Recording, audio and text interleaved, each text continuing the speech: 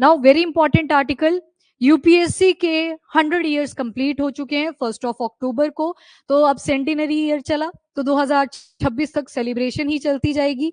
अब जो यूपीएससी के चेयरमैन है उन्होंने काफी तारीफ करी, पर राइटर ने बोला पूजा खेड़कर वाला केस जो आपने सुना था, जिसमें फर्जी डॉक्यूमेंट्स बना के उन्होंने क्या किया, बड़े सारे एग्जाम दिए थे, और जब उनका प्रोबेशन पीरियड चला था, प्रोबेशन पीरियड होता है जब ट्रेनिंग चल रही होती है, उसी टाइम पे डिमांड आती है कि मेरे को अपना घर चाहिए, मेरे को अपनी गाड़ी चाहिए लाल बत्ती वाली, तो ऐसी ऐसी डिमांड्स भी रेज होती हैं। बैकएंड स्ट्रांग है ना, पॉलिटिकल बैकग्राउंड था, तो यूपीएससी तारीफ कर रहा था, बट एंड में आते आते आप देखोगे कि जो ट्रांसपेरेंसी है, अकाउंटेबिलिटी है यूपीएससी की तरफ से, उतनी ज्यादा सिग्निफिकेंटली शायद शो नहीं हो पाई है।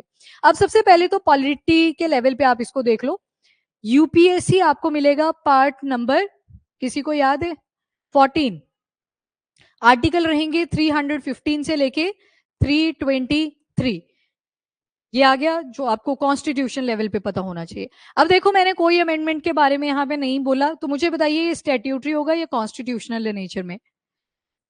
कॉन्स्टिट्यूशनल, क्योंकि आर्टिकल 315 से लेके 323 बताता है अबाउट यूपीएससी, तो कैसी बॉडी है ये? कॉन्स्टिट्यूशनल। ये क्वेश्चन बनते हैं, डिफरेंट बॉडीज दे देगा और आपसे पूछेगा कि किस तरह की बॉडी है ये, तो वो आपको पता होना चाहिए, ये कॉन्स्टिट्यूशनल है। नाउ नंबर 2 थिंग इज, ये जो यूपीएससी का पैनल होता है इसमें आपको मेंबर्स मिलेंगे लगभग 9 या फिर 11 भी हो सकते हैं, 9 से 11। वो जो चेयरमैन होंगे उनके लिए, चेयरमैन है और जो बाकी के मेंबर हैं उनके लिए कोई क्वालिफिकेशन स्पेसिफिकली नहीं बताई गई है, बस इतना बोल दिया है कि 10 साल के लिए एटलीस्ट गवर्नमेंट ऑफ इंडिया के साथ उन्होंने काम किया हो, गवर्नमेंट ऑफ इंडिया, चाहे से कमीशन लेवल पे या फिर सरकार के साथ कोई भी बैकएंड पे काम किया हो, तो ये आ गई मेंबर्स के लिए क्वालिफिकेशन। और क्या चीजें याद रखनी है इससे? हाँ, इंक्लूडिंग चेयरमैन, 9 भी हो सकते हैं, 11 भी हो सकते हैं, तो ये आ गया चेयरमैन के केस में। बाकी इन चेयरमैन को कौन वहां पे अपॉइंट करेगा? तो आंसर रहेगा आपका प्रेसिडेंट। ये थोड़ी सी चीजें हैं जिनके बारे में आपको ध्यान रखना है। हाँ जी, कॉन्स्टिट्यूशनल है जी, ऑनलाइन। हाँ, वेरी इंपॉर्टेंट। एक टेन्योर भी याद रख लीजिएगा, टेन्योर यहाँ पे 6 साल या फिर 65 ईयर्स, तो जो भी चीज पहले हो जाएगी, मान लो उस इंसान की जो उम्र है वो 61 ईयर्स की है, तो पहले कौन सा टेन्योर हो जाएगा? 65 ईयर्स वाला। वैसे बनेंगे नहीं इतने जल्दी। हाँ, 62 स्टेट के लिए होता है, जो स्टेट के चेयरमैन आएंगे उनके लिए 62 ईयर्स का है। यहाँ पे यूपीएससी की बात करोगे तो 65 ईयर्स का है। 62 नोट कर लीजिए, अब बोल ही दिया है आपने, तो ये स्टेट पीसीएस के लिए है, ठीक है? 62 ईयर्स या फिर 6 ईयर्स, 6 ईयर्स कॉमन है दोनों में, यूपीएससी के केस में 65 है, स्टेट के केस में 62 है। और रिमूवल कैसे होता है? अगेन, कॉन्स्टिट्यूशन के दायरे में काम नहीं किया, उस पर्सन का दिवालिया हो चुका है, तो उस केस में इनको रिमूव कर दिया जाता है। एंड अगर इन केस चेयरमैन वेकेंट रख देते हैं अपनी सीट किसी काम की वजह से, कोई एलिगेशन नहीं होंगी उनके अगेंस्ट, मान लो बीमार हो गए थे या फिर हो सकता है किसी काम की वजह से वो अपनी जॉब को, अपनी ड्यूटी को कंडक्ट नहीं कर पाएंगे, तो उस केस में एक एक्टिंग चेयरमैन भी आते हैं। और ये जो एक्टिंग चेयरमैन है ये थोड़े टाइम के लिए रहेंगे, जब चेयरमैन दोबारा से वापस आ जाते हैं इनको हटना पड़ेगा। पूरा बैंकरप्ट, पूरा, हाँ, कर्जे में है, बैंकरप्सी आ चुकी है, भागने की तैयारियां हैं, तो उस केस में रिमूवल कर दिए जाते हैं। अब यहां से आती है विजिलेंस, रॉन्ग डूइंग, करप्शन के चांसेस बहुत ज्यादा बढ़ जाते हैं जब ये वाली सिचुएशन आती है। और कॉन्स्टिट्यूशन के दायरे में नहीं काम किया होगा तो उस केस में तो वैसे ही आपको पोजीशन से हटा दिया जाएगा। तो ये एक्टिंग चेयरमैन का प्रोविजन भी है। एक 15th अमेंडमेंट आई थी, उसके अंडर ये ऐड करा गया था प्रोविजन। ईयर आप चेक कर लेना एक बार, 15th अमेंडमेंट थी जिसमें बोला गया था कि एक्टिंग चेयरमैन का प्रोविजन भी होना चाहिए इन केस अगर सीट वेकेंट हो जाती है, ठीक है? पता नहीं, वो तो वेरी करती है इनकी, नहीं सीरियसली वेरी करती है। नहीं नहीं नहीं, लैक्स में है, लैक्स में है, और ये 2.5 से 3.5 के आसपास ही होगी, ज्यादा होती है। तब तो गए फिर कोई क्यों बैठेगा उधर। चलो, अब यूपीएससी के 100 ईयर्स पूरे कंप्लीट हो चुके हैं, तो सबसे पहले तो सेंटिनरी ईयर चलेगा। अब 1 अक्टूबर 2025 से शुरू हो चुका है, 1 अक्टूबर 2026 तक यही चलने वाला है। मतलब डिफरेंट डिफरेंट प्रोग्राम्स आप सुनोगे कि आज यूपीएससी ने कंडक्ट करा, कॉलेज या फिर यूनिवर्सिटी के स्टूडेंट्स को बुलाएंगे, एथिक्स की वैल्यू सिखाएंगे, तो मल्टीपल प्रोग्राम्स ये कंडक्ट करेंगे अब थ्रू आउट द ईयर। और बाकी यूपीएससी के जो चेयरमैन है अभी वो श्री अजय कुमार हैं, जो कि आपके पेपर में नहीं पूछा जाएगा यूपीएससी में, बट स्टेट वगैरह में पूछ लेते हैं। नाउ नेक्स्ट इज क्या क्या बातें करी गई, तो बोला कि हम नए नए रिफॉर्म्स लेके आए जिसकी वजह से ट्रांसपेरेंसी अकाउंटेबिलिटी इंश्योर हुई है, हमने फेयरनेस रखी है, एग्जामिनेशन में बहुत कम धांधलेबाजी हमारे पेपर्स में आपको देखने को मिलेगी। और इसके अलावा 11 ऐसे सिविल सर्विसेज के एग्जाम आ जाते हैं, 4 डिफेंस के एग्जाम है जो आपकी यूपीएससी ही कंडक्ट करवाता है। सीडीएस सुना होगा आपने, तो उसको भी यूपीएससी कंडक्ट करवाता है। नाउ सिग्निफिकेंस क्या है, तो एक रिक्रूटमेंट बॉडी है बहुत इंपॉर्टेंट, जिसने एक ट्रांसपेरेंट तरीके से अपने एग्जाम्स को कंडक्ट करा है। अब स्टेट एग्जाम और यूपीएससी को रखोगे ना, सबसे ज्यादा जो करप्ट केसेस आपको आएंगे वो स्टेट एग्जाम के कॉन्टेक्स्ट में ज्यादा आते हैं, तो इसी वजह से यूपीएससी ने अपनी तारीफ करी। अब ऐसा नहीं है कि एकदम से ये बॉडी बनी थी 19, अब जैसे मॉडर्न इंडिया, मॉडर्न हिस्ट्री जब आप पढ़ोगे तो वहां पे भी देखोगे एक एग्जाम आएगा आईसीएस का, इंडियन सिविल सर्विसेज, पर ये पहले लंदन में जाके हुआ करता था। फिर डिमांड रेज होती है कि एडमिनिस्ट्रेशन चूज कर रहे हो आप इंडिया से, पेपर देने के लिए हमें आना पड़ रहा है समुद्र पार, और ऊपर से उस टाइम पे सोसाइटी के अंदर कुछ एविल्स हुआ करती थी कि अगर आपने समुद्र पार कर दिया तो आपको फिर अछूत डिक्लेयर कर दिया जाता था, तो सोसाइटल स्टिग्मा आपके ऊपर बहुत ज्यादा लग रहे हैं। तो इसमें क्या बोला गया, ये जो आईसीएस है इसको रिप्लेस करिए और लंदन से कहाँ पे ले आइए, वापस इंडिया। बीच में 1820 सॉरी ईयर आगे देख लेंगे, बीच में ऐसे भी हुआ कि इंडिया में भी ये पेपर चल रहा है, लंदन में भी चल रहा है। फिर एक बॉडी बिठाई गई जिसमें बोल दिया गया कि नहीं, अब सिर्फ एग्जाम कहाँ पे कंडक्ट होगा, इंडिया में। इवन 1864 में आप सुनोगे फर्स्ट पर्सन जिन्होंने आईसीएस को क्वालिफाई भी किया था सत्येंद्र नाथ थे, ठीक है, वो फर्स्ट पर्सन बन जाते हैं। अब स्टोरी को सुनना, ये बिल्कुल अब टाइम लाइन के हिसाब से चलेगी। नंबर 1, आपने एक गवर्नमेंट ऑफ इंडिया एक्ट सुने होंगे, चार्टर एक्ट सुना है कभी, वैसे नाम भी सुना, रेगुलेटिंग एक्ट सुना होगा, पिट्स इंडिया एक्ट सुना होगा, उसी तरह से एक एक्ट आता है उसी लीनियज में, गवर्नमेंट ऑफ इंडिया एक्ट 1919। और साथ में एक गवर्नमेंट ऑफ इंडिया एक्ट के अंदर ये प्रोविजन डाला गया एडमिनिस्ट्रेशन से रिलेटेड। नंबर 2, एक कमीशन आया था, ली कमीशन, ये आया था ईयर 1924 में, यानी कि गवर्नमेंट ऑफ इंडिया एक्ट के कुछ सालों के बाद। इन्होंने बोला कि हमारे पास जो इंडियंस को हम एडमिनिस्ट्रेटिव सर्विसेज में लेके आ रहे हैं, उसके लिए एक इंडिपेंडेंट बॉडी रखनी पड़ेगी ताकि हायर सिविल सर्विसेज के लिए हम लोगों को अपॉइंट कर सके। ये आया पहला रिकमेंडेशन। अभी आपको यूपीएससी नहीं दिखेगा यहाँ पे, वो तो पोस्ट इंडिपेंडेंस दिखने वाला है, पर स्टार्टिंग कहां से हुई, government of India act plus Lee commission. Government of India act 1919 और ली कमीशन आया था आपका 1924। प्री के लिए बढ़िया क्वेश्चन बन सकता है, आगे और भी कमीशन हैं उनको भी ध्यान में रखना। फिर उसके बाद 1 अक्टूबर 1926, अब देखो 1924 में ली कमीशन ने भी बोल दिया है कि एक इंडिपेंडेंट रिक्रूटमेंट बॉडी होनी चाहिए हमारे पास। अब 1926 में क्या हुआ, पब्लिक सर्विस कमीशन एस्टेब्लिश हो जाता है इंडिया के अंदर। देन 1937 में ये जो 1926 में पब्लिक सर्विस कमीशन बना था, इसी को दोबारा से रिनेम कर दिया जाता है और इसको बोल देते हैं फेडरल पब्लिक सर्विस कमीशन। अब शब्द आया है फेडरल, मतलब यहाँ पे क्या ट्राई करी जा रही थी कि एक तो मेन नेशनल लेवल पे हम टेस्ट को रखेंगे और साथ में रिक्रूटमेंट्स होंगी प्रोविंशियल लेवल पे।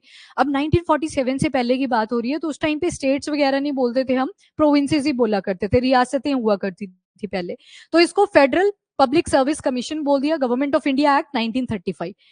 ली कमीशन से पहले 1919 वाले गवर्नमेंट ऑफ इंडिया एक्ट की हमने बात करी, यहाँ पे 1937 के बाद जो फेडरल पब्लिक सर्विस कमीशन बना था, ये किसके रिकमेंडेशन पे था, गवर्नमेंट ऑफ इंडिया एक्ट 1935। फिर आते हैं 26 जनवरी 1950, जिसमें यूपीएससी सेटअप कर दिया जाता है। और अभी आपने देखा आर्टिकल नंबर 315 से लेके आर्टिकल नंबर 323 तक इसका प्रोविजन ऐड कर दिया जाता है। और उसके बाद पता नहीं कितने साल बीत चुके हैं, कितने साल हो चुके हैं, 100 हो गए अभी, हाँ अभी पहुंचे नहीं है, अभी तो अभी 1/4 रहता है, अभी 100 साल पूरे नहीं हुए। यस, तो यहाँ पे बोला गया कि यूपीएससी ने बहुत ही फेयर तरीके से अपने एग्जाम कंडक्ट करवाए। अब थोड़ा सा इसको डिटेल में देखेंगे, पर कुछ चीजें फटाफट से रिवाइज करो। सबसे पहले आपने देखा गवर्नमेंट ऑफ इंडिया एक्ट 1919, कौन सा कमीशन आया 1924, ली कमीशन। दोनों ने ही क्या बोला था, एक इंडिपेंडेंट बॉडी होनी चाहिए फॉर रिक्रूटमेंट। फिर उसके बाद आपने क्या देखा, फिर एक पब्लिक सर्विस कमीशन बना दिया गया 1926 में, और फिर बाद में इसको रिनेम करा गया 1937।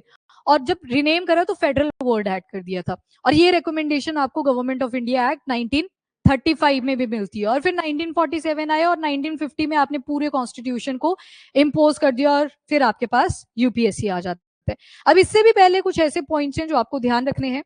अब देखो, जब ब्रिटिशर्स आते हैं इंडिया, तो पहला जो फेज था इनका वो ट्रेड बेस्ड था। ट्रेड बेस्ड मतलब पैसा कमाओ, प्रॉफिट लो और अपने घर वापस जाओ। पर 1857 में कुछ रिवोल्ट्स भी हुए, फिर उसके बाद इनको रियलाइजेशन होती है कि अपने को कुछ सेटिंग भी करनी पड़ेगी, यहाँ पे बैठ ही जाना है, ब्रिटिश राज शुरू करना पड़ेगा। पर उससे पहले भी कुछ इंपॉर्टेंट एविडेंसेस ऐसे देखने को मिलते हैं जिसमें ईस्ट इंडिया कंपनी ने जो एडमिनिस्ट्रेटिव या फिर टेरिटोरियल लेवल पे जो वहां के राजा वगैरह बैठे हुआ करते थे उनके साथ इंटरफेरेंस इन्होंने शुरू कर दिया। अभी देखना, जैसे आपने बैटल ऑफ प्लासी के बारे में सुना होगा, 23 जून 1757। वैसे एक बैटल ऑफ बक्सर आती है 1764। कितने सारे ट्रेटर निकल के आते हैं इसमें। जैसे आप बैटल ऑफ प्लासी का एग्जाम्पल देखो, एक सिराजुद्दौला थे, बंगाल के नवाब थे, और दूसरी तरफ किसके साथ इनकी फाइट हो रही थी, ब्रिटिश ईस्ट इंडिया कंपनी। पर यहाँ पे सबसे इंपॉर्टेंट रोल आता है जो इनको सपोर्ट कर रहे थे। जैसे सिराजुद्दौला जो था उसको सपोर्ट था फ्रॉम द फ्रेंच मिलिट्री, और आपको पता है फ्रेंच बेस नहीं बना पाए थे क्योंकि वहां से जहां पे फ्रांस है, मैप याद आया, स्पेन के साइड में फ्रांस, वहां से अथॉरिटी चल रही थी। जब तक संदेश पहुंचता था वहां पे सब चेंज हो जाता था। पर ब्रिटिशर इसी वजह से एक्सपांशन कर पाए क्योंकि इनकी अथॉरिटी कहाँ पे थी, इंडिया में ही। ये वेट नहीं करते थे कि बाहर यूके से संदेश आएगा तब जाके हम अपना इम्पोज करेंगे जो भी एक्टिव रोल होगा। तो ब्रिटिश ईस्ट इंडिया कंपनी की तरफ से लड़ते हैं यहाँ पे रॉबर्ट क्लाइव। पर ट्रेटर ये देखो, पहले मीर जाफर था। मीर जाफर किसकी साइड था, पहले सिराजुद्दौला, यहाँ पे दे दिया था धोखा, और बाद में किसकी साइड चले गए थे, ब्रिटिश ईस्ट इंडिया कंपनी। पर अभी आप क्या देख रहे हो, इनकी डायरेक्ट इंटरफेरेंस तो थी, फाइट तो अगेंस्ट ब्रिटिशर्स ही थी। वो जो भी अपनी गाइडलाइंस लेके आ रहे थे कि ये जो भी टैक्स रिलेटेड चीजें हैं हमारे ऊपर कोई टैक्स इम्पोज नहीं होना चाहिए, जो ड्यूटी हम यहाँ के लोकल राजाओं को पे करते हैं वो हमें पे नहीं करनी है। कुछ ऐसी डेरोगेटरी सी डिमांड इनकी तरफ से आती थी जिस वजह से इन्होंने देखा कि अगर यहाँ पे थोड़ी सी रिश्वत दे दी जाए तो इनकी जो पार्टी है वो हमारे एंड पे भी काम कर सकती है। तो पहला एग्जाम्पल तो आपको बहुत पुराना मिल गया, 1757, जब अभी इनका फेज 1 चल रहा था जहां पे ये सिर्फ ट्रेड करने के लिए आए थे। Number 1 example. Number 2, battle of Buxar जब 1964 में होती है, अक्टूबर मंथ, तो यहाँ पे भी एक तरफ कौन है, Britishers, British East India Company. Hector Munro ने ये लीड करी थी फाइट, और दूसरी तरफ मीर काजिम थे, शुजा उद्दौला थे, शाह आलम टू, ये मुगल एम्पर था। मैप पे ड्रॉ करके देखो, यहाँ दिल्ली में कौन है, तो मुगल एम्पर है। कौन बैठा है, शाह आलम टू। बाद में इलाहाबाद की ट्रीटी कर लेंगे, ये भी पैसे लेंगे, साइड में हटेंगे। तो शाह आलम टू बैठा हुआ है। देन दूसरी तरफ आप देखोगे शुजा उद्दौला, ये अवध वाले रीजन में बैठा है। और तीसरे नंबर पे आ जाएगा नवाब ऑफ बंगाल, मीर कासिम। अब मीर कासिम कौन सा बड़े अपने एफर्ट से यहाँ पे सीट पे आया था, वो जो मीर जाफर जाफर देखा ना आपने पीछे, जिन्होंने ब्रिटिशर्स को सपोर्ट करा था, फिर वो गद्दी पे आ जाता है सिराजुद्दौला की जगह पे। फिर बाद में मीर जाफर को रियलाइज होता है कि ये ब्रिटिशर्स तो बहुत ही खतरनाक है, इनकी तो पॉलिसीज डैमेज ही कर देंगी यहाँ पे। फिर वो फाइट करने की ट्राई करता है पर उनको हटा दिया जाता है। उसकी जगह पे किसको ले आए थे, मीर काजिम को। उसी का आई थिंक ये जो लड़की थी ना मीर जाफर की, उसके साथ शादी हुई थी मीर काजिम की।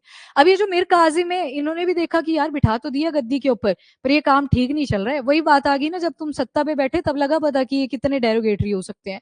उसके बाद मीर काजिम ने भी रियलाइज करा कि फाइट करनी पड़ेगी अगेंस्ट ब्रिटिशर। पहले आए सिराजुद्दौला, उनकी जगह पे आए मीर जाफर, फिर आए मीर काजिम। थोड़े टाइम के बाद आप सुनोगे दोबारा से मीर जाफर को ले आए थे कि बैठ जा भाई, बैठना ही है, सिर्फ काम हम खुद देखेंगे। क्योंकि अब जो एडमिनिस्ट्रेटिव पावर थी वो किसकी तरफ जा रही थी, ब्रिटिशर्स की तरफ। मतलब ये पुराने वाले एविडेंसेस देखे। और एक्ट्स कब जाके आ रही हैं, गवर्नमेंट ऑफ इंडिया एक्ट 1919, ये बात चल रही है 1764 की। तो मतलब लगभग 1 सेंचुरी पहले की हम बातचीत यहाँ पे कर रहे हैं। तो अब एक तरफ थे ब्रिटिशर, दूसरी तरफ थे आपके इंडियन फोर्सेस। अब यहां से शुरू होती है बात मीर काजिम से ही, बंगाल में था जो। इसने पहले तो एक अलायंस बनाया शुजा उद्दौला के साथ जो अवध का था कि आपके पास ठीक ठाक फोर्स है, हम लड़ाई करेंगे अगेंस्ट ब्रिटिशर। और ऊपर की तरफ था अगेन आपके जो दिल्ली में बैठे थे Mughal emperor, that is Shah Alam two. उसके बाद आप देखोगे लेटर मुगल्स भी खत्म होने को ही थे ऑन एन एवरेज। तो यहाँ पे आप क्या देख रहे हो कि अपने सारी फोर्सेस इंडियन है, एक तरफ एक ही पार्टी है ब्रिटिशर, ये बीच में घूस खिला रहे हैं, रिश्वतें दे रहे हैं, और इनकी जो पार्टी के लोग हैं वो इन्हीं के साथ फाइट कर रहे हैं। मतलब फाइट में ऐसे ऐसे सिनारियो देखने को मिले कि इनके जो फोर्सेस के बंदे थे वो इन्हीं के फोर्सेस के बंदों को मार रहे हैं। तो मैं इस लेवल की करप्शन यहाँ पे शुरू हो जाती है। पर आप क्या देख रहे हो कि जो ब्रिटिशर्स हैं वो किस में एंटर कर चुके हैं, अगेन एडमिनिस्ट्रेशन में। अब इनको पावर चाहिए कि हमारे पास भी एडमिनिस्ट्रेटिव पावर्स होनी चाहिए। तो मतलब बहुत पुराने एविडेंसेस आपने यहाँ देखे। फिर इसके बाद एक मैकॉले कमेटी आती है। मैकॉले कमेटी ने रिकमेंडेशन करी थी कि हमें मेरिट बेसिस के ऊपर रिक्रूटमेंट करनी चाहिए फॉर द कॉम्पिटेटिव एग्जाम्स। तो फिर तभी से वो एग्जाम चलेगा अब लंदन वाला, आईसीएस जिसको आप बोलोगे। तो सबसे पहले सिविल सर्विसेज कमीशन 1855 आता है, जिसको ब्रिटेन में ही सेट करा गया, यानी कि इंडियंस को वहीं पे जाना पड़ेगा और एग्जाम देना पड़ेगा। और लेटिन और ग्रीक्स के ऊपर ज्यादा फोकस था, मतलब सभी के लिए ये पेपर हुआ करता था। अब इंडिया की तरफ से आती है एक मेजर अचीवमेंट, 1863 टू 1864 का टाइम पीरियड है, जब सत्येंद्र नाथ फर्स्ट इंडियन बन जाते हैं जिन्होंने ये इंडियन सिविल सर्विसेज एग्जाम जो लंदन में कंडक्ट हुआ था उसको क्वालिफाई कर लिया था। बाद में बहुत सारे इंपॉर्टेंट लीडर आते हैं, और भी आपने सुभाष चंद्र बोस जी के बारे में भी सुना होगा, उन्होंने तो अगले दिन ही मना कर दी थी कि नहीं हमको तो नहीं रहना इस केस, अगले दिन या 2 साल के बाद करी थी, दो साल के बाद करी थी। जलियांवाला बाग मैसेक्रे होता है, उसके बाद 2 साल के बाद वो बोल देते हैं कि नहीं हमको इस पोस्ट के ऊपर नहीं रहना, फिर उन्होंने अपनी इंडियन नेशनल आर्मी वगैरह जो बनाई थी उसके ऊपर वो फोकस करते हैं। देन आता है आपका ली कमीशन, ईयर है 1924, यानी कि गवर्नमेंट ऑफ इंडिया एक्ट 1919, और ली कमीशन ने एक ही रिकमेंडेशन करी कि एक इंडिपेंडेंट बॉडी होनी चाहिए फॉर द रिक्रूटमेंट पर्पज। फिर आया आपका पब्लिक सर्विस कमीशन 1926 का, और उसके बाद गवर्नमेंट ऑफ इंडिया एक्ट, ये हो गया मैंने बता दिया आपको। Then government of India act 1935 आती है, और इसी के साथ एक प्रपोजल आया था कि फेडरल पब्लिक सर्विस कमीशन बना देते हैं, नाम चेंज करना था, जस्ट नाम बदल दिया। नाम क्यों बदला? क्योंकि प्रोविंशियल लेवल पे भी रिक्रूटमेंट करनी थी। अब 1947 से पहले की बात हो रही है तो हम प्रोविंसेस वर्ड ही यूज करेंगे, स्टेट वर्ड यहाँ पे यूज नहीं होगा। इसके बाद ये जो फेडरल पब्लिक सर्विस कमीशन था 1937 में, इसको एस्टेब्लिश कर दिया जाता है for the recruitment purpose again. Post independence time, अब 1950s में आप देखोगे कॉन्स्टिट्यूशन को पूरी तरह से इम्पोज कर दिया जाएगा, और उसके पार्ट नंबर 14 के अंदर आर्टिकल नंबर 315 टू 323 में आप देखोगे यूपीएससी की एंट्री हो जाएगी। और सरदार वल्लभ भाई पटेल जी ने बोला भी था कि जो यूपीएससी रहेगा वो एक तरह से स्टील फ्रेम की तरह रहेगा, मतलब फाउंडेशन अगर स्ट्रांग होगी तो कंट्री खुद ही बनेगी, अगर यहाँ पे करप्शन होगी, यहाँ पे रिश्वत चलेगी, तो फिर उतनी स्ट्रांग फाउंडेशन शायद ना बन पाए, तो स्टील फ्रेम का दर्जा दिया था यूपीएससी को। और उसके बाद scale of UPSC, number 1 annual examination लेता है, साल में एक बार पेपर होता है, जो साइकिल चलती है, पहले प्रीलिम्स आता है, मेंस आता है, इंटरव्यू होता है, फिर ट्रेनिंग चलती है, Department of Personnel and training, last में देखेंगे उसके बारे में भी। एंड एग्जाम का नंबर देखोगे तो कितने लोग तो फिल करते हैं एग्जाम को, 33,51,000। फिर जिस जहां पे भी आपका सेंटर आएगा आप देखना आगे पीछे आपको लगेगा कंपटीशन घट गया, क्योंकि क्लासरूम के अंदर 35 लोगों की बैठने की कैपेसिटी होती है, और लगभग आए होते हैं ऐसे, कहीं पे 20 आए होते हैं, कहीं पे 15। फिल तो बहुत से लोगों ने करा होता है, पर एग्जाम बहुत से लोगों ने नहीं भी दिया होता, 10 लाख के आसपास ही कैंडिडेट अपीयर करते हैं। उसके बाद की कमेटीज जो सिविल सर्विसेज रिफॉर्म से रिलेटेड है, जैसे आपने सुना होगा कि पहले सी सेट एग्जाम तो नहीं हुआ करता था, तो उसकी भी तो एडिशन किसी कमीशन के बेसिस पे हुई थी, फिर बाद में क्वालिफाइंग नेचर का बना था तो वो भी तो किसी कमीशन के बेसिस पे ऐड हुआ था, तो उनको याद रख लो। नंबर 1 आती है कोठारी कमेटी, 1976। इन्होंने वो जो ऐसे पेपर होता है ना मेंस पेपर के अंदर, वो इंट्रोड्यूस करवाया था, ये कोठारी कमेटी से रिलेटेड है। तो जो ऐसे का पेपर है वो कोठारी कमेटी 1976 में ऐड हुआ जाके, पहले नहीं होता था, मतलब जिन्होंने इससे पहले दे दिया था पेपर उनको ऐसे नहीं लिखना पड़ता था, फिर एंट्री हो जाती है। फिर आती है सतीश चंद्र कमेटी, ये 1989 की है, और इन्होंने बोला कि जो इंटरव्यू की प्रोसेस है, मेंस के पेपर में आप ऑलरेडी सब्जेक्टिव होके आए हो, और प्री के अंदर आप ऑलरेडी ऑब्जेक्टिव होके आए हो, इंटरव्यू में ज्यादा टाइम नहीं लगाना है, make it more objective, to the point बनाइए, जितना रिक्वायर्ड है उतना पूछिए और साइड में करिए, मतलब ज्यादा ऑब्जेक्टिविटी पे फोकस करने को बोला। फिर आती है वेरी इंपॉर्टेंट अलग कमेटी, ये इवन आपके नेट नोट के एग्जाम में भी पूछा जाता है, क्योंकि वहां पे टीचिंग एप्टीट्यूड से रिलेटेड क्वेश्चन आते हैं। तो अलग कमेटी आई 2001 में, इन्होंने रिकमेंडेशन करी सिविल सर्विसेज एप्टीट्यूड टेस्ट, जो सी सेट है, जो कईयों का नहीं भी निकलता है, तो दिस इज सी सेट, पर उस टाइम पे ये क्वालिफाइंग नेचर का नहीं था। अब तो 33% बोला है ना यूपीएससी ने कि इतने मार्क्स आ गए आप पास हो, यहाँ पे क्वालिफाइंग नेचर का नहीं था। अलग कमेटी सी सेट की एंट्री, होटा कमेटी और निगावेकर कमेटी भी जिसे बोलते हैं, ये 2004 में आई। इन्होंने बोला कि जो रिक्रूटमेंट प्रोसेस है उसको हम और मॉडर्नाइज करेंगे। मॉडर्नाइज का मतलब है टेक्नोलॉजी आने लगी थी, तो यहाँ पे पेपर के थ्रू पहले फॉर्म खरीदना पड़ता था, फॉर्म आप भरते थे, पोस्ट ऑफिस जाया करते थे, वो पोस्ट कर दिया करते थे। अब थोड़ा थोड़ा वो जो आपने कौन सी मशीन होती है, एफ से कौन सी होती है, तो वो मशीन्स भी आ चुकी थी, तो उसका प्रोविजन भी ऐड कर दिया कि फैक्स भी कर सकते हो आप डायरेक्टली। अब तो मॉडर्नाइज ही हो चुका है, आपको वन टाइम पासवर्ड आता है, ओटीपी का प्रोसीजर ऐड हो चुका है, सारे अब ऑनलाइन ही भरते हैं। किसी की वहां भी लिखा होता है कि कोई भी पोस्ट के थ्रू एप्लीकेशन एक्सेप्ट नहीं करी जाएगी, क्योंकि सारा डिजिटलाइज हो चुका है। तो ये जो टेक्नोलॉजी रिलेटेड मॉडर्नाइजेशन रिलेटेड बात थी, ये होटा कमेटी और निवेकर कमेटी ने करी थी। उसके बाद आते हैं एमबी शाह कमेटी पे। एमबी शाह कमेटी में बोला कि ये जो सी सेट कौन सी कमेटी ने ऐड करा था, अलग कमेटी ने, उसको बना दिया जाए क्वालिफाइंग इन नेचर, यानी कि सिर्फ 33% मार्क्स आपको अटेन करने हैं, उसके बाद डन। हाँ हाँ फैक्स मशीन, जी जी बिल्कुल। ओके तो मुझे याद है 2010 के आसपास हमने भी एक डॉक्यूमेंट फैक्स करवाया था, तो उस टाइम पे ये मशीन का रोल पहली बार देखा था, मतलब जहां तक याद है। चलो जी, नेक्स्ट चैलेंजेस क्या क्या आ रहे हैं। तो अब देखो, जो सिलेबस लास्ट टाइम अपडेट हुआ था वो आपके 2013 में हुआ था, उसके बाद कोई अपडेशन नहीं करी गई है। और अभी तो ये भी आपने सुना होगा कि यूपीएससी के अटेम्प्ट्स कम कर दिए जाएंगे। श्योरिटी नहीं है, जब तक कमीशन के एंड से कोई एग्जैक्ट स्टेटमेंट नहीं आती है तब तक नहीं सोचना होता। आउटडेटेड सिलेबस का मतलब है जैसे आप ज्यादा पुरानी चीजों के ऊपर फोकस करते हो, जैसे कि हिस्ट्री करना चाहिए, हिस्ट्री के ऊपर फोकस। आपको नहीं पता होनी चाहिए आपकी हिस्ट्री। तो मुझे भी ये राइटर की स्टेटमेंट ज्यादा खास नहीं लगी। हाँ, आर्टिफिशियल इंटेलिजेंस मतलब जो साइंस एंड टेक्नोलॉजी वाला पार्ट है उसको थोड़ा और इंक्रीज कर दो। ह्यूमैनिटी वाले बोलेंगे नहीं नहीं, साइंस एंड टेक नहीं इंक्रीज होना चाहिए, पर दिक्कत क्या है, इमर्जिंग टेक्नोलॉजी का जमाना आ चुका है। आप देख रहे हो फील्ड से लेके एग्रीकल्चर में भी आज के टाइम पे आप टेक्नोलॉजी का यूज कर रहे हो। डिफरेंट एप्लीकेशन आ चुकी है, इंटरनेट ऑफ थिंग्स आ चुके हैं जो आप एग्रीकल्चर के अंदर यूज कर रहे हो। तो हाँ, जो आर्टिफिशियल इंटेलिजेंस और जो टेक्नोलॉजिकल चेंजेस हो रहे हैं उनको और ज्यादा इंट्रोड्यूस करो। तभी तो साइंस एंड टेक का देखना, प्रीलिम्स में कभी भी सेम पेपर नहीं आता। पिछले साल कुछ और क्वेश्चन पूछे थे, इस साल कुछ और क्वेश्चन पूछे जाएंगे, वो चेंज होता है क्योंकि टेक्नोलॉजी बहुत रैपिडली इंक्रीज कर रही है, इमर्ज कर रही है।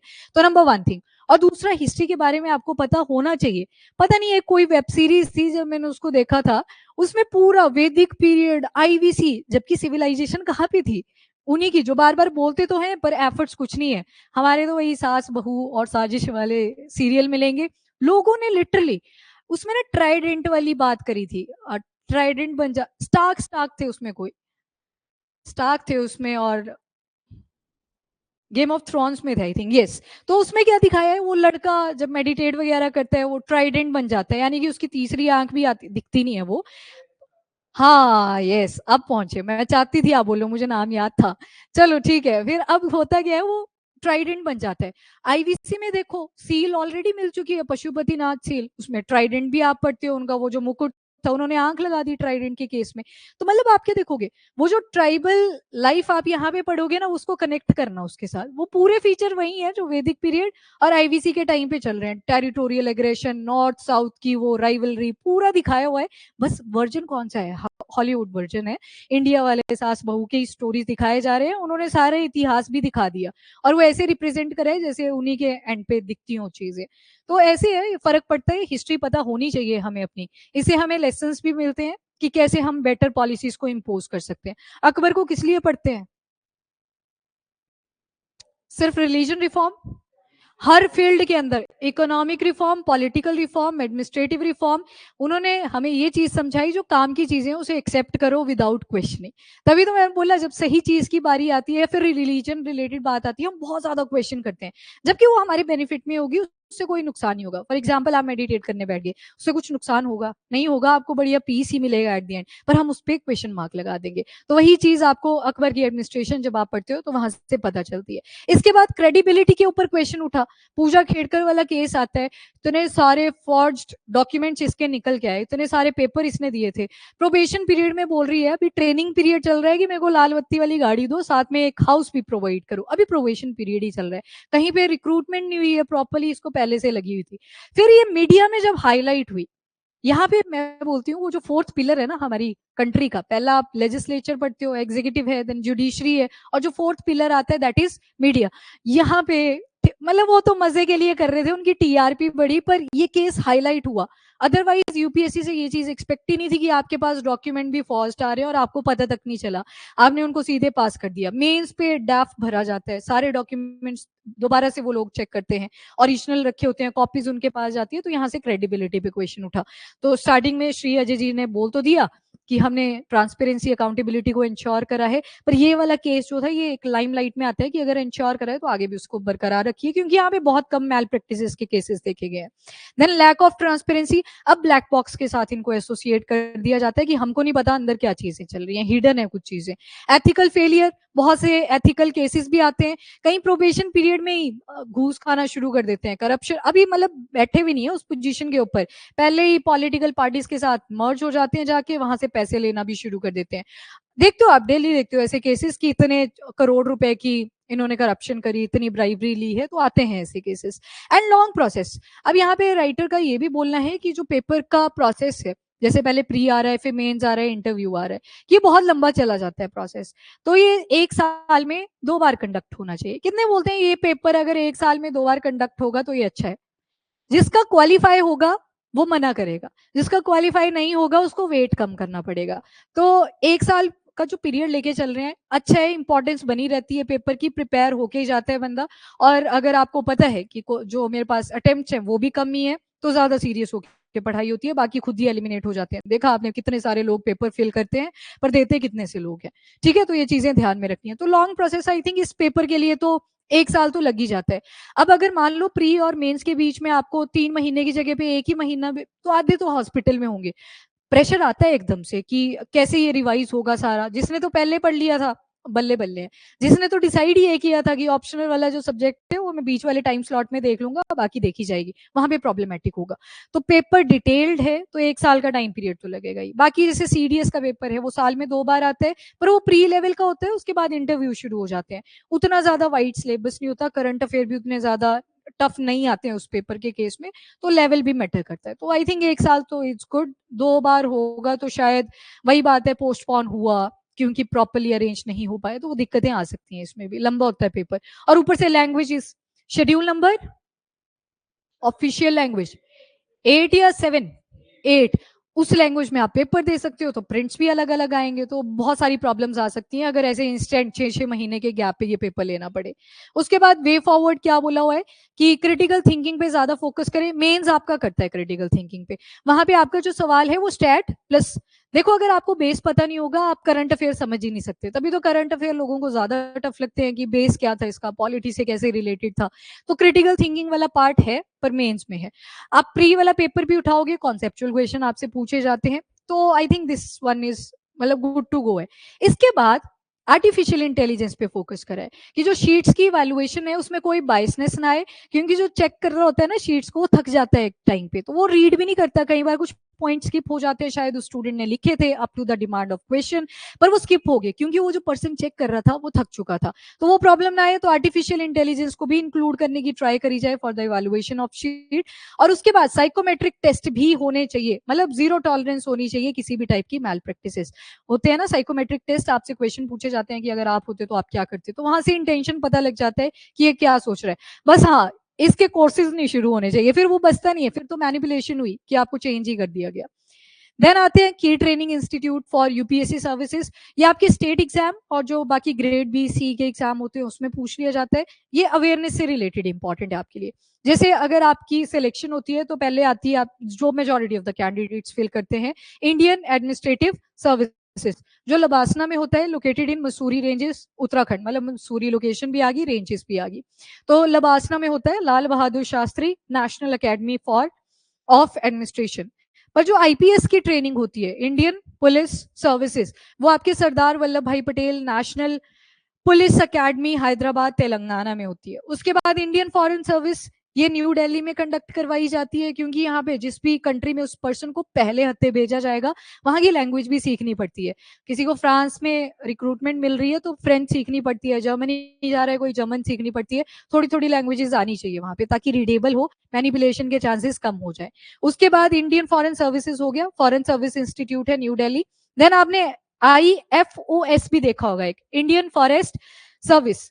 वो जो बॉटनी वाला ऑप्शनल है ना, ज्यादा इनको रेकमेंड करा जाता है। बॉटनी जूलॉजी भी देखा होगा आपने ऑप्शनल में, क्योंकि उनको काफी बेनिफिट रहता है, फॉरेस्ट वाले रिलेटेड ही काम ज्यादा होते हैं तो उस केस में। और अगर आईएएस के लिए आपने फिल करना है उसमें आप बॉटनी उठाते हो, इंटरव्यू में बहुत क्वेश्चन पूछते हैं कि अगर आपने बॉटनी ही ऑप्शनल लिया है, इतनी डिटेल में स्टडी करी है, तो आप बेटर है इसके लिए अप्लाई करते हो। बड़ी ज्यादा क्वेश्चनिंग होती है, आज तक जितनों ने भी बॉटनी पिक करा था, तभी थोड़ा ऑप्शनल ध्यान से सोच के चलना है, कंपेयर करके ही चलना है। देन ये Indira Gandhi national forest academy Dehradun Uttarakhand में होती है। और जो बाकी की सेंट्रल सर्विसेज आएंगी और भी स्पेशलाइज इंस्टीट्यूट है, डिपेंडिंग ऑन द कैडरे, तो डिफरेंट लोकेशन होती है उसके हिसाब से। डिफेंस वाली डिफरेंट लोकेशन आ जाएंगी, हैदराबाद है, गुजरात है, न्यू दिल्ली है, देन मध्य प्रदेश है, तो डिफरेंट लोकेशंस होती हैं बाकी केसेस में। And department of Personnel and training, तो वो जो ट्रेनिंग आपको प्रोवाइड करी जाएगी, रिक्रूटमेंट प्रोसेस चेक करी जाएगी, वो जो डॉक्यूमेंटेशन का सारा काम था वो कौन कंडक्ट करवाता है, Department of Personnel and training. तो नंबर 1 पर्सोनल प्रोसेस, यानी कि रिक्रूटमेंट का काम करवाएंगे, सर्विस कंडीशन चेक करेंगे, प्रमोशन होनी है नहीं होनी है, किस बेसिस पे होनी है, रिजर्वेशन तो नहीं है, वो सारा चेक करेंगे, ट्रेनिंग प्रोवाइड करेंगे, ऑर्गेनाइज और coordinating civil services training, IAS वगैरह जो आपने पढ़े, कोऑर्डिनेशन यही मेंटेन करवाते हैं। पोस्टिंग, ट्रांसफर, डेप्यूटेशन, किसी को रिमूव भी करना है, कौन चेक करता है, सारा department of Personnel and training. फिर विजिलेंस की हमने बात करी, करप्शन या फिर रॉन्ग डूइंग्स कोई कर रहा था, उसके ऊपर भी वॉचडॉग की तरह कौन एक्ट करता है, Department of Personnel and Training. E governance, administrative reform, technological time आ चुका है, सोचो अगर आईएएस ऑफिसर आज भी डॉक्यूमेंट के ऊपर काम करेंगे तो वो तो पीछे रह गए, तो वो जो मॉडर्नाइजेशन है उसको भी ऐड करना है, तो वो सारी इनिशिएटिव भी कौन लेता है, Department of Personnel and training. इसके साथ दिस इज योर मेंस का क्वेश्चन, इसको नोट कर ले। हाँ हाँ, कितने बोलते हैं ए, कितने बोलते हैं बी, ठीक, कितने बोलते हैं सी, कितने बोलते हैं डी। तो पहली जो स्टेटमेंट मैं यहां से रीड कर लेती हूँ, पहला तो बोल रहा है कि जापान में इसका ओरिजिन हुआ था, नीदरलैंड में इसका ओरिजिन हुआ था। अगली स्टेटमेंट बोल रहा है कि जो आज के टाइम पे इमर्जिंग टेक्नोलॉजी है उसको रियल सिचुएशन के साथ इंटीग्रेट करना। एंड अगला बोल रहा है कनिचर ग्राम पंचायत जो केरला की है वो फर्स्ट बनी है, तो केरला में थी कनिचर ग्राम पंचायत, तो आंसर होगा इसका बी 2 एंड 3। हाँ जी हाँ जी ठीक। Next question, lunar module launch vehicle से रिलेटेड है, करिए इसको, हैवी लिफ्टर के बारे में जो आपने पढ़ा था। ठीक है ऑनलाइन, गुड, बी है इसका। हाँ जी, कितने बोलते हैं वन ओनली, कितने बोलते हैं टू ओनली, कितने बोलते हैं बोथ 1 एंड 2, कितने बोलते हैं डी। ठीक है, इसमें टू ओनली आएगा, पहली लाइन क्यों गलत थी, नहीं, वेरी गुड, पहली जो 2 स्टेजेस हैं उसमें लिक्विड फ्यूल यूज हुआ है, वेरी इंपॉर्टेंट। तो ये तो हाँ हाँ, अच्छा अच्छा ठीक है, ऐसे बोला, मुझे लगा एक ही टाइप का फ्यूल हुआ है ये बोले। ठीक है, तो इसकी जो पहली 2 स्टेजेस फर्स्ट एंड सेकंड है उसमें लिक्विड है, और थर्ड वाली में कौन सा आएगा, क्रायोजेनिक। क्रायोजेनिक की composition, cryogenic hydrogen with liquid, liquid hydrogen plus liquid oxygen, semi cryogenic में आपको केरोसिन मिलेगा। ठीक है, next third question, smile scheme, सबसे पहले स्माइल की फुल फॉर्म कौन बताएगा। ठीक है, स्माइल की फुल फॉर्म, एम से क्या था, मार्जिनलाइज्ड, गुड, एस से क्या था, सपोर्ट, ठीक है, आई से क्या था, इंडिविजुअल, इंडिविजुअल, एल से लाइवलीहुड, और ई से एंटरप्राइज था। चलो करो क्वेश्चन सॉल्व। कितने बोलते हैं ओनली 1, ओनली 2, ओनली 3, ऑल, हाँ न्यूट्रल नहीं, कुछ तो बोलो। हाँ तो ओनली 3, ओनली 4, मतलब ऑल 4, 4 वाला, पर ओनली 3 है इसका, चौथी इसमें गलत है। सुनो सुनो, जो स्माइल स्कीम थी ministry of social justice and empowerment की ही अंडर थी, देन उसके बाद किसकी एम्पावरमेंट बोली थी, एक तो ट्रांसजेंडर और जो बैगिंग में लोग इन्वॉल्व थे उनके बारे में बात करी थी, और कॉम्प्रिहेंसिव रिहेबिलिटेशन सेंटर की बात हुई थी, यहाँ पे स्कॉलरशिप्स भी आपने पढ़ी थी, मल्टीपल चीजें आई थी। अगला बोल रहा है कि कमर्शियल बैंक को इंसेंटिव प्रोवाइड करेंगे गवर्नमेंट, ये गलत था, हाँ ये गलत था, चौथा गलत था, तो आंसर हो जाएगा सी,